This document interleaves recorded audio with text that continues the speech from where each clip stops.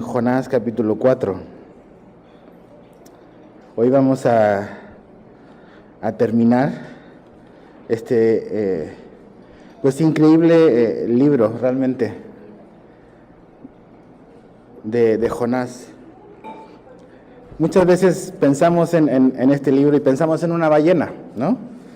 Pero realmente estos 4 capítulos nos hablan de un Dios que ama al mundo, de un Dios que no solamente está interesado en la salvación de unos pocos, sino realmente Él quiere alcanzar a muchos, y es lo que hemos aprendido en este pequeño libro. Entonces, si estás ahí en Jonás 4, vamos a leer el primer versículo nada más, y vamos a orar, ¿va? Jonás 4, verso 1. Pero Jonás se apesadumbró en extremo y se enojó. Señor, te damos gracias por tu palabra, y esta noche queremos pedirte de que tú estés aquí entre nosotros enseñándonos, que tu Espíritu Santo que inspiró este libro nos pueda mostrar quién eres tú, y también que nos pueda mostrar cómo podemos ser nosotros y cómo somos nosotros, y que nuestra esperanza pueda siempre ser voltearte a ti para realmente venir en humildad, para que seas tú quien nos cambie, Señor. Entonces, háblanos por medio de este texto, háblanos por medio de tu palabra. En el nombre de Jesús, amén. ¿Qué es lo que hemos visto hasta este momento? Es el último capítulo. Esta historia comenzó con un hombre que se llamaba Jonás, y que Dios, en su plan, en su soberanía, decide hablarle a este hombre, que era un profeta, para que fuese a una ciudad llamada Nínive a dar un mensaje. Este hombre se resiste, decide y piensa de que puede huir de Dios, puede escapar de Dios, y comienza a ir en dirección opuesta a la dirección a la cual Dios le estaba mandando. Dios levanta una tormenta para realmente disciplinarlo, para ponerlo y para tratar de volverlo a dirigir hacia donde Dios quiere. Dios manda y prepara una ballena, no una ballena, un gran pez, ya uno tiene pegado a la ballena, un gran pez para salvarle. Muchas veces vemos al gran pez como el juicio de Dios, y realmente la ballena es la salvación de Jonás. Es la salvación de Jonás. En el capítulo 2 vemos la oración que Jonás tiene ahí dentro del gran pez, como vemos un quebrantamiento en su vida. En el capítulo 3 vemos a Jonás predicando y siendo obediente al llamado de Dios. Dios le habla por segunda vez, y vimos cómo la gracia de Dios le da una nueva oportunidad a este hombre. Y podríamos decir como las películas, y vivieron todos felices para siempre. Porque fíjate el capítulo 3, verso 10, cómo hasta ahí terminó esta historia. Dice: y vio Dios lo que hicieron, que se convirtieron de su mal camino, y se arrepintió del mal que había dicho que les haría, y no lo hizo. Y podríamos decir, pues ahí termina el libro, y se acaba, y pues todos vivieron felices para siempre. Pero pasamos al capítulo 4, y quiero que pienses un poco en esto. Este libro fue escrito por Jonás, por él mismo, y no está escrito en el momento, no va llevando una bitácora en su teléfono como me está pasando esto ahora, no, lo escribió tiempo después. Y toma realmente bastante valentía para exponerse a sí mismo de esa manera, y para mostrar realmente cómo él falló grandemente, y cómo él se resistió a Dios, y cómo pues el corazón puede ser algo tan engañoso y tan perverso, incluso en un profeta de Dios como Jonás. Entonces llegamos al capítulo 4, verso 1, donde dice: pero Jonás se apesadumbró en extremo y se enojó. ¿Qué era lo que estaba pasando? Dios había traído, o estaba ocurriendo, podríamos decir, un avivamiento, un despertar en Nínive. Lo que todos nosotros quisiéramos en nuestra ciudad. Dios, el mensaje que Jonás dio era bastante fuerte, confrontador, pero aún a pesar de eso, Dios usó la predicación de Jonás, y Nínive se arrepintió, incluido el rey de Nínive, de los asirios. Entonces Dios está contento, los ninivitas están contentos, Pero vemos a este hombre que está enojado, el profeta enojado, el profeta enojado. Y lo vemos, y creo que es interesante porque Dios quiere y nos quiere mostrar en el capítulo 4 muchas cosas a lo mejor de nuestra propia vida. La misericordia de Dios fue exaltada y fue glorificada, que Dios es realmente un Dios que es grande en misericordia, como vamos a leer acá, de que la salvación pertenece al Señor. Pero Dios no ha terminado todavía su trabajo. Podríamos decir, ok, el trabajo de Dios era únicamente y exclusivamente con los de Nínive. Pero Dios también necesitaba y quería trabajar en el corazón de su siervo, de su profeta, de Jonás. Y en el capítulo 4 vemos como que graficado y una radiografía de realmente del corazón de Jonás. Dice, pero Jonás, como un contraste a este Dios grande en misericordia, que perdona, que da nuevas oportunidades, pero Jonás estaba apesadumbrado. Esa palabra apesadumbrado quiere decir arruinado, despedazado. O sea, sí realmente se sentía Jonás despedazado con lo que estaba pasando en Nínive. Y no solamente despedazado, sino que enojado. Y esa palabra enojado literalmente quiere decir enfurecido. Imagínate eso. Jonás estaba enfurecido con Dios por lo que Dios había hecho. Y es Jonás el que está escribiendo esto. Es él mismo hablando de su experiencia con Dios. ¿Ves? Para Jonás su peor pesadilla se convirtió en realidad. ¿Y cuál era su peor pesadilla? Que esta gente que los judíos odiaban tanto, los asirios, que representaban una amenaza, que era un grupo mal visto, una nación mal vista, pagana, que realmente, abundaba la maldad. Su peor pesadilla de Jonás, siendo un judío quizás muy orgulloso, era que se convirtieran y que Dios los perdonara. Y uno puede decir, ¿cómo eso puede ser su peor pesadilla? ¿No? Que la gente se salve, que la gente se arrepienta. Y Jonás está en ese momento donde podríamos decir está armando un berrinche con Dios. Un berrinche con Dios. El profeta berrinchudo, de hecho, pensé llamarle, pero mejor enojado. Pero Jonás, y si Dios en su gran amor perdonó a Nínive, ¿por qué razón Jonás estaría tan enojado? Y aquí la Biblia nos muestra algo con lo cual todos batallamos.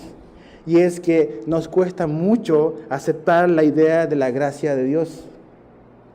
La gracia de Dios.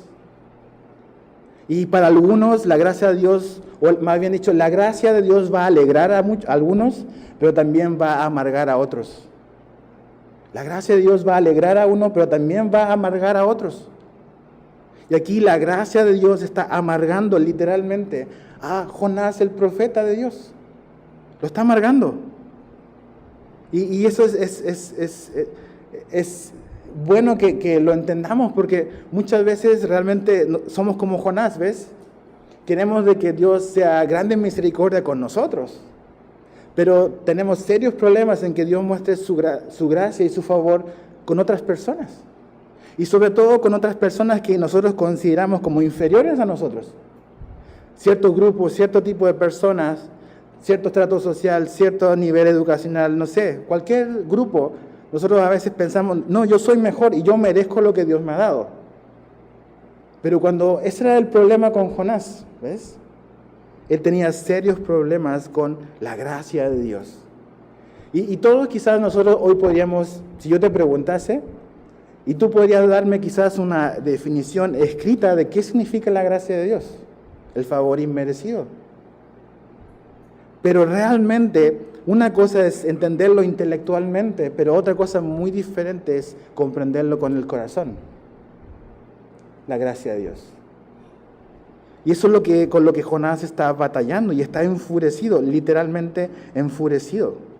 Y cuando leía esta historia, me acordé de una historia que Jesús contó. Entonces vamos al Nuevo Testamento, al Evangelio de Lucas, capítulo 15. Lucas, capítulo 15. Es la historia que conocemos mucho como el hijo pródigo. Que en realidad esta historia más que el protagonista es el hijo pródigo, es el padre asombroso. Es así, así debe de llamarse. La historia del padre asombroso. Entonces tú después puedes leer esta historia, está en el capítulo 15 de Lucas, del verso 11 hasta el verso 32, pero quiero que nos enfoquemos en el verso 25. En el verso 25 vemos a este otro hermano, el hermano que estaba en la casa, ¿se acuerdan? No el hermano que se fue lejos y que se arrepintió y se acordó de la bondad de su papá y decide regresar, sino el hermano que había permanecido en la casa. Y fíjate lo que dice ahí en Lucas 15, 25 hasta abajo, dice, y su hijo mayor estaba en el campo, y cuando vino y llegó cerca de la casa, oyó la música y las danzas, y llamando a uno de los criados le preguntó, ¿qué era aquello? Él le dijo, tu hermano ha venido y tu padre ha hecho matar el becerro gordo, por haberle recibido bueno y sano. Entonces, ¿qué dice ahí? Se enojó. ¿Te suena familiar eso? Y no quería entrar. Salió por tanto su padre, o sea, chécate, el papá tiene que salir, ¿no? Salió por tanto su padre y le rogaba que entrase. Mas él respondiendo dijo al padre, he aquí tantos años te sirvo, no habiéndote desobedecido jamás, y nunca me has dado ni un cabrito para gozarme con mis amigos. Pero cuando vino tu hijo, que ha consumido tus bienes con rameras, has hecho matar para él el becerro gordo. Él entonces le dijo, hijo, tú siempre estás conmigo y todas mis cosas son tuyas. Mas era necesario hacer fiesta y regocijarnos porque tu hermano era muerto y ha revivido. Se había perdido y es hallado. Jonás es este hermano mayor. Jonás es ese hermano mayor, que está tremendamente enfurecido por la gracia y por la misericordia del Padre para con el que estaba lejos, el que estaba muerto. Y ¿sabes qué? Nosotros podemos ser así, porque, como decía hace un momento, queremos que Dios muestre su gran generosidad con nosotros. Queremos poder experimentar y recibir la gracia de Dios personalmente.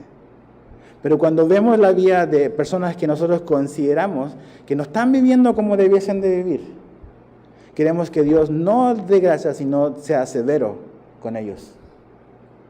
Y se nos olvida de que Dios ha sido misericordioso con nosotros.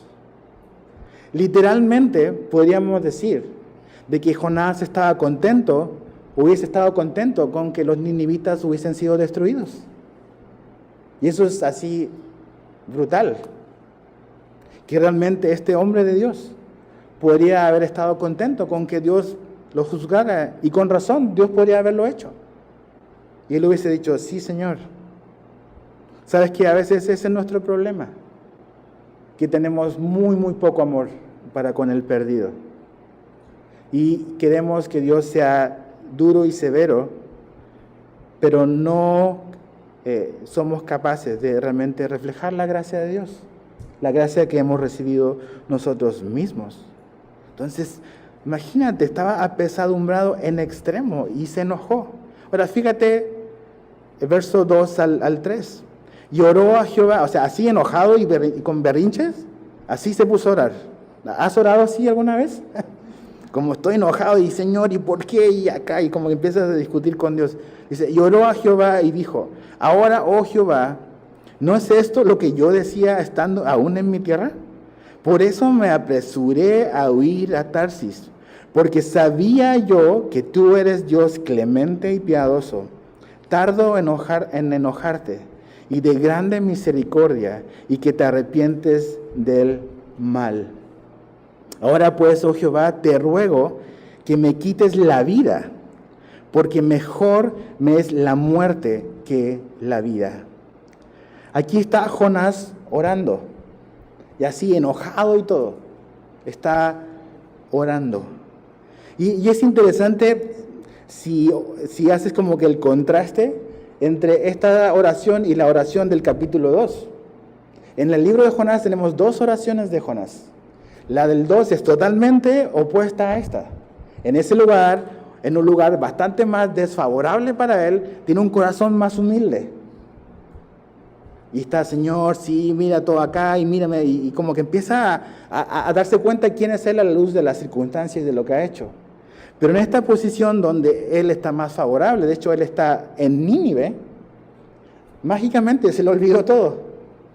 Y empieza con esta actitud de realmente de un berrinche y está furioso con Dios. Dice, yo sabía, Señor, cómo tú eras, yo sabía que tú ibas a terminar haciendo esto. Imagínate, uno puede decir, está quejándose de algo malo que hizo Dios. O sea, yo siempre lo supe, tú eres así, Dios, ¿no? Pero no de una deficiencia de Dios, sino de un atributo asombroso de Dios. Y Jonás está furioso, porque sabía yo de tu...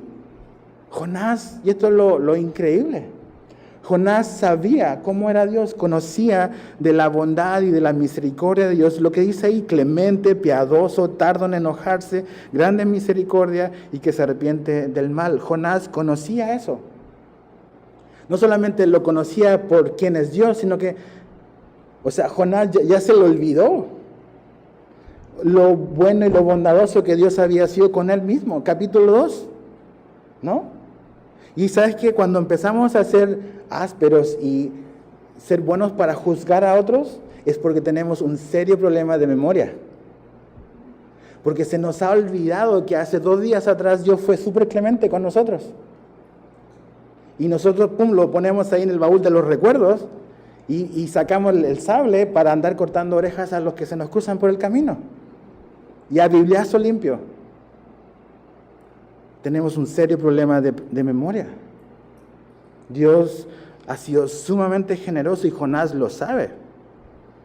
Y no solamente sabe quién es Dios, Jonás ha experimentado la gracia de Dios en su propia vida. Aún así, aún a pesar de que Jonás ha experimentado la gracia de Dios en su vida, está lleno de enojo. Lleno de enojo. Y a lo mejor así puedes estar tú hoy. Un hombre, una mujer, que Dios ha sido bondadoso y ha derramado su gracia, pero aún así estar lleno de enojo y de ira. De enojo contra los demás, enojo contra un montón de situaciones. ¿Qué es lo que debe de ocurrir? Lo que debe de ocurrir en la vida de Jonás, arrepentimiento. Hacer un pequeño examen y repasar nuestra vida y cómo Dios ha sido bueno con nosotros. Todas las cosas que Dios nos ha dado y que te ha dado que ni tú ni yo merecíamos en lo absoluto. Entonces Jonás tiene un problema de memoria. Sabe quién es Dios, pero se le ha olvidado mágicamente que Dios ha sido bueno con él, con su propia vida. Este hombre dice, yo sabía, desde que estaba en mi tierra, imagina, desde Nínive, yo sabía que esta historia iba a terminar así. Qué terrible. Pero podríamos poner una playera y todos decir, yo soy Jonás. Yo soy Jonás. Este es el hombre que no quiere estar donde Dios le llamó, porque en el fondo no ama a la gente a la cual Dios le envió. Ese es el problema con Jonás. No quiere estar donde Dios le llamó porque no ama a la gente a la cual Dios le envió. Acuérdate, para Israel, para un hombre como Jonás, los de Nínive, Nínive era la capital de Asiria. Asiria era una nación brutal, súper mal, eran crueles, representaban una amenaza para Israel también. Entonces finalmente Jonás y cualquier hombre de Israel tendría a lo mejor eso, o como que, son nuestros enemigos, es gente de lo peor, ¿no? Ellos ni siquiera se merecen una oportunidad de parte de Dios. Y a veces así estamos nosotros, es que yo soy cristiano y aquí acá, y esa gente, esa chusma, no se merece una oportunidad de parte de Dios. Y nos engañamos a nosotros mismos y como que perdemos del radar al Dios que nos salvó. ¿Cuál es su corazón? Aquí veo otra cosa. Acuérdate, capítulo 3, Jonás fue y predicó. Y eso me habla de algo peligroso que a veces podemos hacer. que le puedes predicar a los inconversos y estar haciendo la buena obra y la gran comisión, pero sin amor. Sin amor. Nada más por cumplir, porque ya el Señor puede darle palomita que hoy evangelicé a alguien. Pero si no tengo amor, ¿de qué me sirve? Voy a dar puros bibliazos. Puedo predicar, puedo enseñar, puedo servir, puedo hacer muchas cosas para Dios o en nombre de Dios, pero con cero amor. Y ese es el problema con Jonás. Qué distinto y qué contraste. ¿Se acuerdan con Abraham? Cuando Dios le dice, voy a ir a destruir Sodoma y Gomorra. ¿Qué hace Abraham? Empieza a interceder. Dice, Señor, si hay 50, y empieza a bajar, ¿no? Pero dice, Señor, o sea, y Dios le dice, sí, si hay, no voy a hacer nada. Solo estaba uno, ¿no? Lot. Pero aquí vemos un hombre que no estaba dispuesto ni a interceder, ni a hacer nada, y estaba súper contento si Dios hubiese destruido a todo Nínive. Ese es Jonás. Interesante. Entonces esta historia, vemos que realmente la estrella no es Jonás, ¿ves? Aquí el protagonista es Dios. Un Dios que no tiene ninguna obligación de salvar a los de Nínive. No tenía ninguna obligación de salvarnos a nosotros tampoco. Pero Dios es un Dios generoso, grande, como dice, en misericordia. Que su intención y su corazón es salvar al perdido. Salvar al perdido. ¿Por qué? Porque Dios amó al mundo. El versículo más conocido de la Biblia, Juan 3:16. De tal manera amó Dios al mundo, que ha dado a su Hijo unigénito. Dios amó y ama al mundo. De eso se trata la historia de Jonás, de un Dios que ama al mundo, no solamente a los judíos en Israel. Dios también en su mapa aparecía en Nínive, en Asiria. Dios es un Dios que quiere salvar. La Biblia dice que Dios no quiere que nadie perezca, sino que todos vengan al arrepentimiento. La salvación no es solamente para un grupo selecto de gente. Ahora, mira lo intenso que era Jonás, ¿no?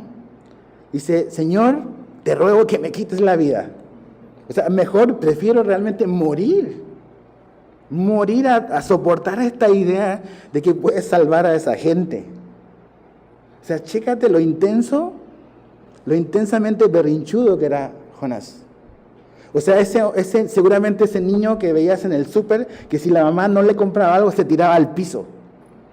No, mamá. Y dices, ¿qué onda con ese niño, no? Bueno, así era Jonás seguramente de chiquito. Siempre se quería salir con la suya. Y no aceptaba un no de su mamá y su papá. Y si no se le daba lo que él quería, armaba un escándalo. Aquí está el profeta armando un escándalo. Señor, si es así, bueno, pues tú sabrás, pero mátame. Así de radical, así de intenso.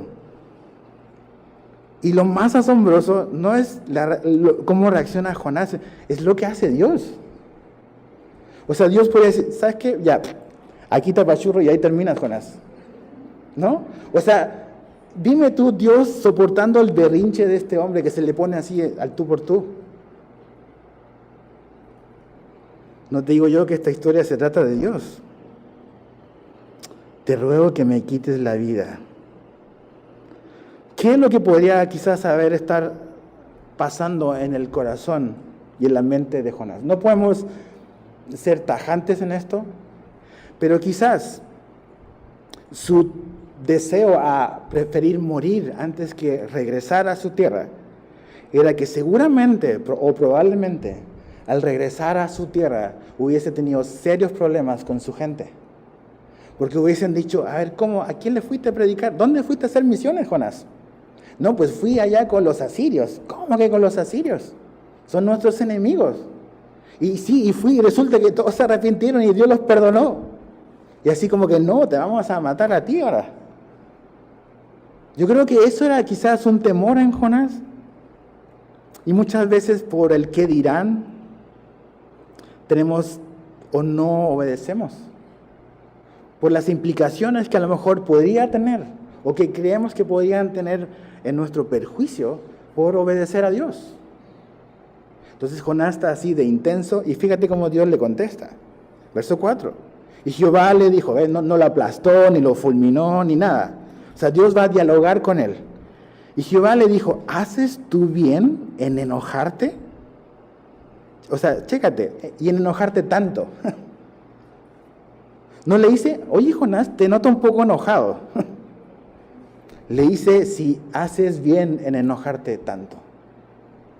Dios le está diciendo básicamente, a ver Jonás, ¿tienes tú derecho a enojarte por esto? No es si estás enojado o no, es tienes derecho a enojarte con esto que estoy haciendo. Entonces Dios dialoga con él.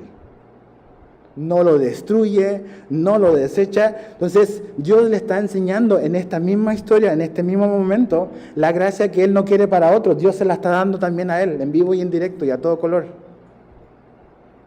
Dios está dialogando con Él. Vemos por un lado la ira del hombre, no es la ira de Dios. Es la ira del hombre, es la ira de Jonás, versus la gracia de Dios. Entonces cuando la gente dice, no, es que en el Antiguo Testamento es este Dios de ira que no tiene compasión de nadie. Y digo, lee el libro de Jonás, por favor. Es la ira de Jonás aquí y contrastada versus la gracia de Dios. Entonces dice, a ver Jonás, la neta, o sea, ¿tienes derecho de estar así, de enojado conmigo? ¿Tienes el derecho de estar así enojado con esta gente? ¿De dónde venía Jonás? Jonás era de la nación de Israel. Y sabemos de que a lo largo de la Biblia, y ves en la época de Jesús, que algo con lo que ellos batallaron mucho fue algo que podríamos definir quizás en 2 palabras: orgullo nacionalista. Un orgullo nacionalista. Entonces, por alguna razón, ellos llegaron a creer de que el haber sido elegidos por Dios como una nación especial para los ojos de Dios era equivalente a ser superior al resto. Y en eso se equivocaron en la ecuación. Porque sí, Dios los eligió para ser especial para ellos, pero no los eligió porque eran los mejores. De hecho, anótalo ahí, yo te lo voy a leer, Deuteronomio capítulo 7. Deuteronomio 7, versos 6 al 8. Dice así, porque tú eres pueblo santo para Jehová tu Dios. Dios le está hablando a Israel. Dice, Jehová tu Dios te ha escogido para hacerle un pueblo especial, más que todos los pueblos que están sobre la tierra. Entonces todos así, sí, esos somos nosotros. Ahora, fíjate, verso 7. Ahora, no por ser vosotros más que todos los pueblos os he querido. Jehová os ha escogido, pues vosotros erais el más insignificante de todos los pueblos, sino por cuanto Jehová os amó. Dios le dice, a ver, quiero dejar algo muy claro establecido con ustedes, y es que yo los elegí y ustedes son alguien muy importante para mí. Pero la razón por la cual yo los escogí a ustedes no es porque ustedes eran grandes e impresionantes, sino porque eran lo más insignificante. Y simplemente es porque yo decidí amarlos. ¿Y sabes qué? Eso es exactamente lo mismo para nosotros. Pablo dice que Dios usó y eligió lo necio del mundo, lo vil.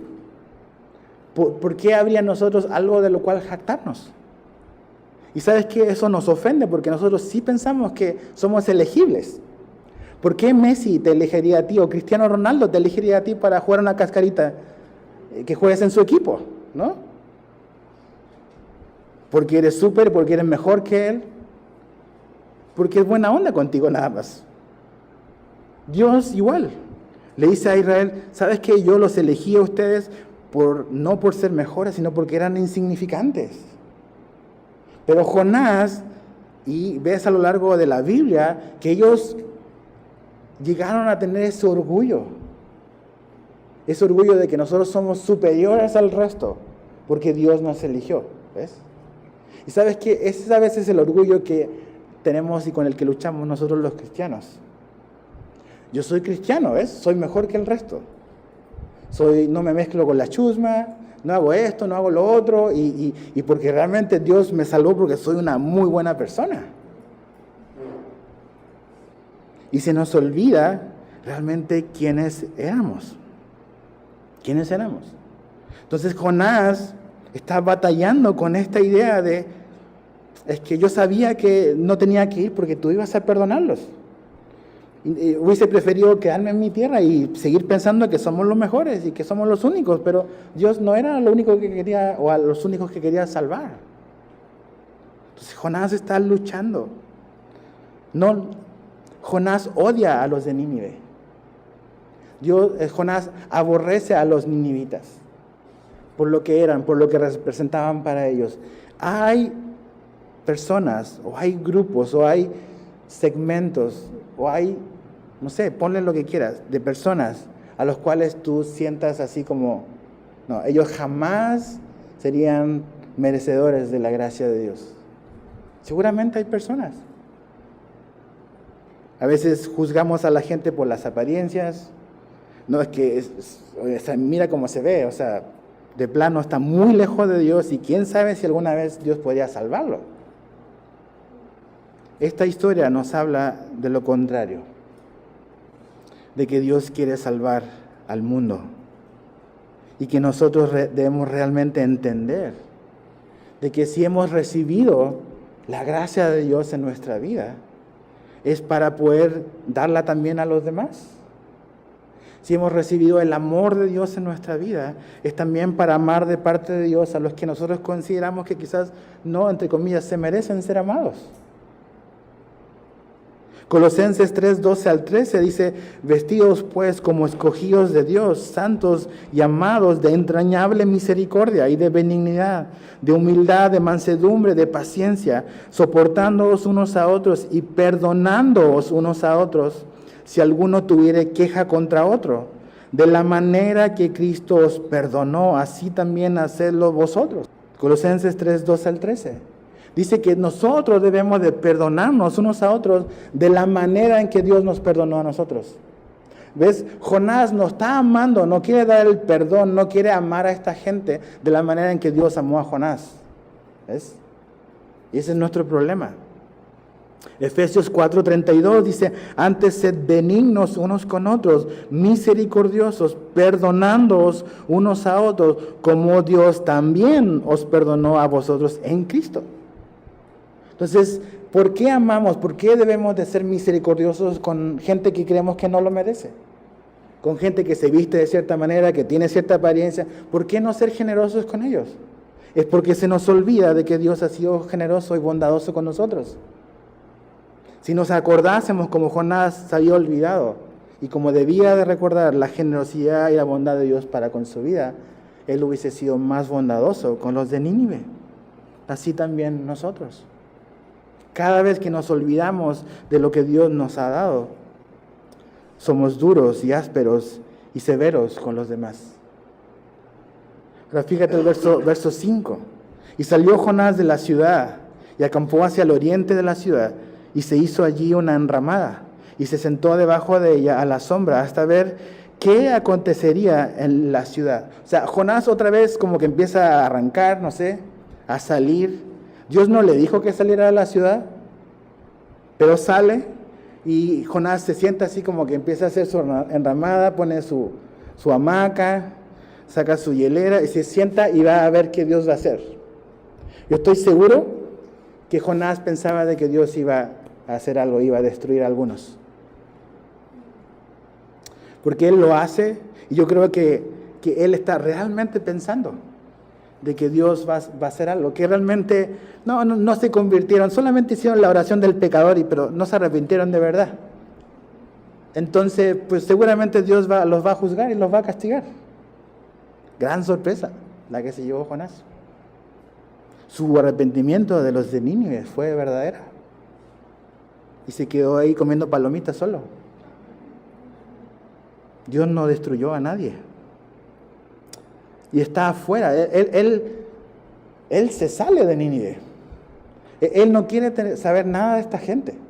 Esta gente estaba escuchando el mensaje de Jonás y se estaba arrepintiendo. El mensaje había llegado al rey, el rey se arrepintió. Y estaba ahí todo sucediendo dentro de Nínive. ¿Y qué hace Jonás el amargado? Se sale, porque no quiere estar con ellos, como el hermano mayor del hijo pródigo. El hermano estaba afuera, no quería entrar. Exactamente como el hermano del hijo pródigo. Es el papá el que tiene que salir a dialogar ahora con el hermano mayor. ¿Quién es el que sale a hablar con Jonás aquí? Dios. ¿Te das cuenta? O sea, Jonás necesita ver que la bondad y la misericordia de Dios también es para su vida. ¿Ves? Dios es paciente con Jonás. O sea, ¿otra vez Jonás? No que ella le había agarrado la onda. Y ahí está, como que sentado esperando qué va a hacer Dios, ¿no? Ahora fíjate el verso 6. Y preparó Jehová Dios una calabacera, la cual creció sobre Jonás para que hiciese sombra sobre su cabeza y le librase de su malestar. Y Jonás se alegró grandemente por la calabacera. Pero al venir el alba del día siguiente, Dios preparó un gusano, el cual hirió la calabacera y se secó. Y aconteció que al salir el sol, preparó Dios un recio viento solano. Y el sol hirió a Jonás en la cabeza y se desmayaba, y chécate, otra vez, y deseaba, ¿qué? La muerte, diciendo, mejor sería para mí la muerte que la vida. Dios interviene ahora en la vida de Jonás. ¿Ves? Dios no está dispuesto a dejar a Jonás así. Y dice que, ¿qué es lo que hace Dios? Es, mira lo asombroso y lo bondadoso que es Dios. Jonás subió al monte, ahí donde subió a treparse, y se armó su enramada para darse sombra, pero no le sirvió en lo absoluto. Pero Dios es tan buena onda que Dios hizo que creciera una calabacera. ¿Para qué? Para darle sombra a Jonás. O sea, si tú fueras Dios, si Él se quiso ir, que pague las consecuencias, ¿no? Pero Dios piensa incluso hasta en darle sombra al muchachón. Así de bondadoso y de un caballero es Dios. Hace que crezca sobre Jonás una calabacera para que le haga sombra. Para que le haga sombra. Dime si eso no es compasión. ¿Compasión con alguien que se lo merece? En lo absoluto. Jonás no se merece la compasión de Dios, como nosotros tampoco. Pero Dios es así. Y Dios, y esto es algo tan importante, Dios bendijo a Jonás a pesar de su desobediencia. Y eso es gracia. ¿Ves? No estamos hablando de justicia, estamos hablando de gracia. Jonás está siendo berrinchudo, desobediente, se le puso el brinco así a Dios, se va y arma su borlote y se sube y aquí estoy esperando, y Dios hace que crezca un árbol para darle sombra. O sea, explícame eso, por favor. ¿Jonás merecía eso? No lo merecía. Pero la pregunta es, ¿merecemos algo nosotros? Hay gente que en el fondo me puede decir que sí, pero en el fondo está diciendo sí lo merezco. Sí merezco lo que tengo. Lo que he recibido de parte de Dios es porque he hecho méritos para eso. Y si realmente esa es nuestra respuesta a nuestro corazón, no tenemos la menor idea de quiénes somos. Si pensamos realmente que lo que tenemos hoy en nuestra vida es porque hemos sido buenos y hemos sido suficientemente buenos para tenerlo. Y tú puedes decir, bueno, esto es injusto, o sea, Jonás se merecía que Dios ahí hiciera lo que quisiera con él. Exactamente, porque esto no se trata de merecer ni de justicia, esto se trata de gracia. La gracia que Jonás no merecía, la gracia que los ninivitas no merecían. Es la gracia que Dios quiere mostrarnos, de que Él quiere darle a la humanidad una oportunidad para que en medio de nuestro pecado, que es pecado y merece la destrucción como Dios iba a hacer, nos da una oportunidad a ti y a mí. Y nos bendice y nos muestra su favor Como dice Pablo, es su misericordia la que nos debe de llevar al arrepentimiento. Y Jonás ahí, en medio de todo, Dios, le hace crecer esto para darle sombra. Yo hubiese pensado, yo le voy a dar algo como lo que se merece. Pero gracias a Él no es como nosotros. Romanos 7:18 dice, yo sé que en mí, esto es, en mi carne, no mora el bien. ¿Quién dijo eso? El peor de los pecadores lo dijo Pablo, el apóstol de Jesucristo. Y si tú piensas, no, yo soy una buena persona, yo sí merezco todo lo que tengo, lee Romanos 7:18. Pablo dice, el mal mora en mí, el mal mora en ti. Y no está hablando aquí en su época de perseguidor de la iglesia, cuando quemaba iglesias, cuando mataba a cristianos. Dice, el mal mora en mí, como mora en ti también. Pero Dios nos ha dado algo nuevo. Nos ha dado su perdón, nos ha dado su gracia, nos ha dado un nuevo corazón. Pero necesitamos de su gracia todos los días. Ahora, aquí hay una palabra que es muy interesante, que Dios la usó en el capítulo 1, en el capítulo 2, que es Dios preparó. Dice que Dios preparó la calabacera, Dios preparó al gusano, Dios preparó a este viento recio, Dios preparó todas estas cosas. Dios preparó la tormenta en el capítulo 1, Dios preparó de antemano el gran pez, Dios preparó. O sea, nada de esto es algo que es al azar. Y lo que veo aquí es que tanto la tormenta, el gran pez, los ninivitas, la calabacera, el gusano y el viento obedecen a Dios, pero ¿y Jonás qué? Todos estos, la tormenta, el gran pez, los ninivitas, la calabacera, el gusano y el viento obedecen a Dios. Pero ¿qué onda con Jonás? ¿Qué onda con Jonás? Y Dios, ¿qué es lo que hace? Sí le da sombra por un tiempo. Pero después preparó este gusano que creció y secó la calabacera y se secó. Y no solamente eso, sino que también trajo este viento fuerte sobre la vida de Jonás. Tan fuerte que dice, pues quiero morirme, debe haber sido muy impresionante haber visto ahí como que a Jonás de un lado para otro, con el sol. Dices, pobre hombre. Pero Dios también preparó eso. También preparó eso. Lo que nosotros podíamos pensar como algo, entre comillas, malo. Dios también prepara ese tipo de cosas. ¿Por qué? ¿Qué era lo que Dios quería hacer en la vida de Jonás? Dios quería despertar a Jonás. Despertarlo de su apatía, despertar de su corazón insensible, de su corazón duro. Y Dios también permite y hace ese tipo de cosas. ¿Por qué? Porque Dios quiere transformar corazones. Job dice, ¿solo recibiremos el bien de Dios y no lo malo? Entre comillas. Dios también a veces va a permitir que vengan gusanos y que nos quiten cosas. Dios también puede permitir y va a permitir que vengan vientos recios para movernos para todas partes, para mostrarnos, para despertarnos. Dios también tiene el derecho de hacer eso en nuestra vida, en la tuya. No porque te quiere destruir, porque créeme que si lo hiciera no necesitaría de esas cosas, pero porque Él quiere transformar nuestro corazón y darnos un corazón y forjar y transformar un corazón obediente a su voluntad. Fíjate el verso 9. Entonces Dios dijo a Jonás, ¿tanto te enojas por la calabacera? O sea, realmente Jonás otra vez se quiere morir porque la calabacera se murió, se secó. O sea, mira el punto de comparación, ¿no? O sea, nos reímos de Jonás, pero ahí estamos nosotros, así retratados en una selfie. Lloramos y nos lamentamos por cosas que no tienen ninguna relevancia.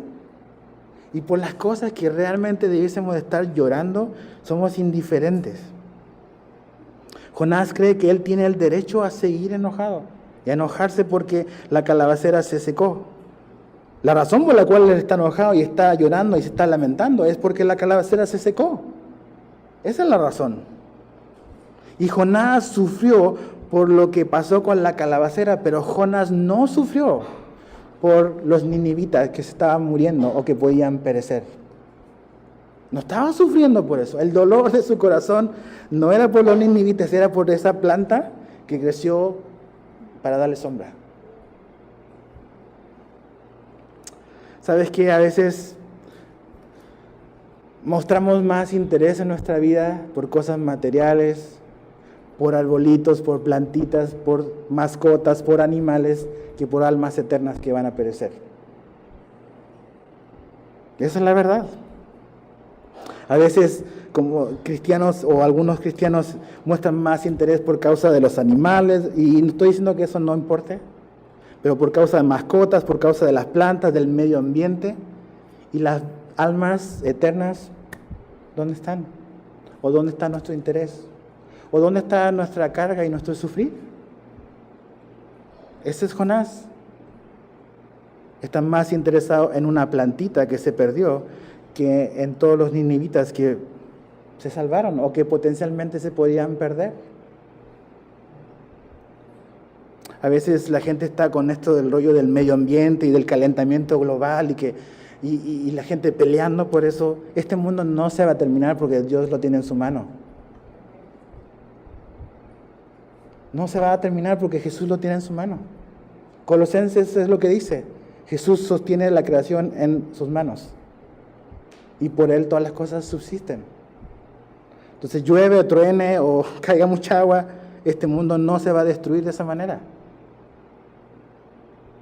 Pero ahí estamos nosotros, como que corriendo otras causas humanas, corriendo y haciendo énfasis de cosas que realmente son perecederas y son temporales y no eternas. Tenemos que examinar nuestro corazón. ¿Dónde están nuestros afectos? Sobrevaloramos lo temporal. Sobrevaloramos lo temporal. Y menospreciamos lo inmortal. Y lo único inmortal es el alma del hombre.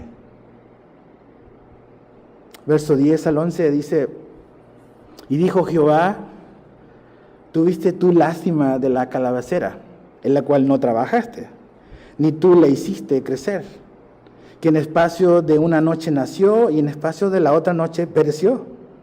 Y no tendré yo piedad de Nínive, aquella gran ciudad donde hay más de 120,000 personas que no saben discernir entre su mano derecha y su mano izquierda, y muchos animales. Dice Jonás, no entiendo. En algo que tú no hiciste, o sea, yo Jonás te conozco desde que te nací y tú no eres un granjero. No, eso de plantar plantitas no se te dio.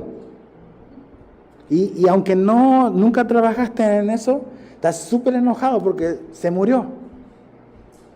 Dice, si tú estás tan enojado por algo tan insignificante como eso, no voy a estar realmente yo con el pesar en mi corazón por algo que realmente se importa, que son estas 120,000 personas que están en Nínive.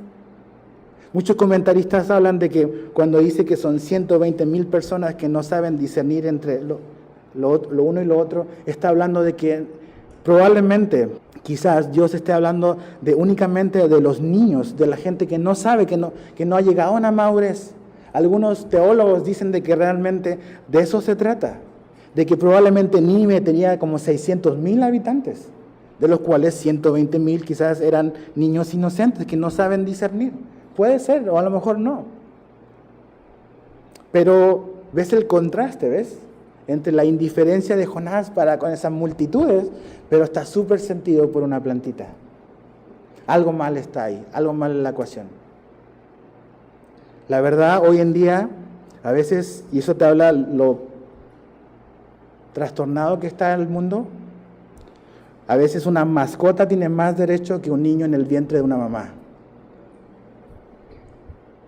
Dices, si una mascota tiene más derecho que un niño en el vientre de su mamá, este mundo está horrible. Pero eso es el mundo que hemos construido. Un mundo a espaldas de Dios. ¿Sabes qué? Nínive necesitaba una cosa. Necesitaba gracia. Y Dios se la quiso dar. Se la quiso dar. Nínive merecía el juicio de Dios porque sus pecados eran ciertos. La maldad era tremenda. pero Dios actuó con gracia para con ellos. Tú y yo, dice la Biblia, que merecíamos ser y merecíamos la ira de Dios, pero Dios nos dio gracia por medio de su Hijo Jesucristo. Su gracia. Y así termina el libro. Tú dices, ¿cómo que así nada más? ¿Qué pasó con Jonás? Ahora, Jesús lo usa como ejemplo en el Nuevo Testamento. Dice, uno mayor que Jonás está acá. Entonces, Jonás, sí, yo creo que recapacita. De hecho, él está escribiendo este libro probablemente avergonzado de su propia vida, de su corazón, ¿no? Tan egoísta, egocéntrico, preocupado de cosas intrascendentes en vez de estar preocupado por las cosas eternas e importantes. ¿Qué debemos de hacer nosotros? ¿Qué vemos aquí? ¿Qué Dios vemos? Un Dios que es grande en amor, grande en perdón, que quiere salvar a mucha gente. Y Dios va a salvar a través de la predicación. Por eso mandó a Jonás a predicar. Pablo dice que Dios va a salvar al hombre por la locura de la predicación del Evangelio. Dice que a Dios le complació eso. Entonces, ¿te das cuenta cuál es el interés de nuestro Dios? Es salvar almas. ¿Podemos colaborar nosotros con esa tarea? Claro que sí. Es la gran comisión. Es la gran comisión que nosotros hemos hecho, es la gran omisión. Pero es la gran comisión. Dios tiene un corazón para salvar. Jesús fue el más grande misionero. Dejó la comodidad del cielo para venir a predicarnos. ¿Qué comodidad debemos dejar a un lado? ¿Qué cosas debemos de reordenar en nuestra vida? ¿Cómo tenemos que alinearnos con la voluntad de Dios? Dices, yo no puedo alcanzar todo el mundo. Pues obviamente no. Pero ¿quién te dice que no puedas alcanzar a 600,000 personas? ¿Eso es lo que hizo Jonás? Sí, es la voluntad de Dios. Pero Dios te ha puesto en un lugar donde tienes a un amigo, a un compañero de trabajo, a un vecino, a quien sea a tu lado que probablemente necesita escuchar las buenas noticias de Jesús. Y si Nínive se convirtió con un mensaje quizás tan condensado y tan quizás resumido como el que Jonás dio. Por eso Jesús le dice a los fariseos de su época, esa generación, la generación de Jonás, los va a condenar a ustedes, fariseos. Porque si con la predicación de Jonás se arrepintieron, ¿cuánto más con la predicación de Jesús? Entonces tenemos un gran mensaje en nuestras manos. Y si tú no has conocido a Jesús, esa es la invitación de este Dios que te ama, que está dispuesto a perdonar tus pecados si te arrepientes, sabiendo de que la Biblia habla de que si yo estoy en pecado, soy merecedor de la ira de Dios, que le he fallado a Dios, que no he vivido de acuerdo a sus mandamientos, y eso me hace merecedor de la ira de Dios, del juicio de Dios. Pero que Dios es grande, como vimos acá, clemente, grande en misericordia, me ofrece y te ofrece el perdón de pecados a través de la fe en Jesús y el arrepentimiento. Y si tú vienes a Él, si abandonas tus pecados y vienes a Jesús y vienes a Dios por medio de Jesús, Él te acepta y te da el perdón que no mereces, pero que Él te quiere dar. ¿Qué vas a decidir? ¿Qué vamos a hacer nosotros? Que Dios nos ayude a tener un corazón más bondadoso que el de Jonás. Que Dios ponga en nosotros su corazón, no simplemente una acción de ir a hablar, sino el amar a la gente perdida.